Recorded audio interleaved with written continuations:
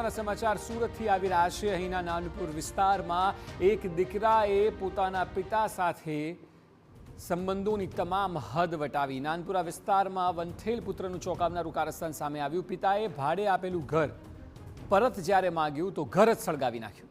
પિતાએ પોતાના માટે ઘર માંગ્યું હતું। પુત્રએ આગ ચંપી કરી દેતા આખું ઘર બળીને ખાખ થઈ ગયું।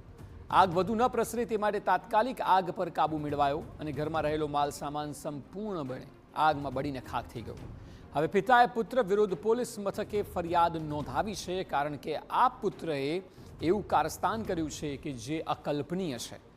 પિતાએ પોતે રહેવા માટે જે એમનું જ ઘર છે તે ખાલી કરવાનું કહ્યું અને પોતે રહેવા માંગે છે તેવું કહ્યું તો પુત્રએ આખું ઘર સળગાવી દીધું અને હવે સંપૂર્ણ ઘર વખરી ઘરની દિવાલો તમામ બળીને ખાખ થઈ ગઈ છે। વધુ માહિતી આપી રહ્યા છે સુરતથી TV9 સંવાદદાતા બળદેવ સુથાર। બળદેવ, જણાવો આખો મામલો શું છે? પિતા શું કહી રહ્યા છે? જે રીતે સુરતના નાનપુરા વિસ્તારની અંદર 2 દિવસ પહેલા જે ઘટના સામે આવી હતી કે નાનપુરા વિસ્તારની અંદર વંઠેલ જે રીતે પુત્રનું ચોંકાવનારું જે કારસ્તાન જે રીતે કહી શકાય કે પોતાનું ઘર જ પોતે સળગાવી દીધું હોવાની જે હકીકત છે તે સામે આવી છે।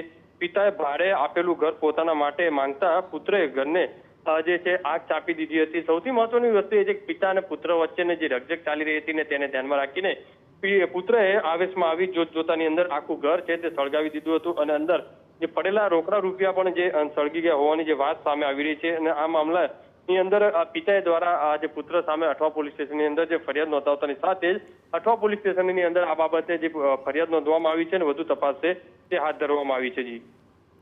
જી બિલકુલ બળદેવ, આભાર સમગ્ર માહિતી બદલ। તો અત્યારે અઠવા પોલીસે તપાસનો ધમધમાટ તેજ કર્યો છે। પિતાએ ફરિયાદ નોંધાવી દીધી છે પુત્ર વિરુદ્ધ।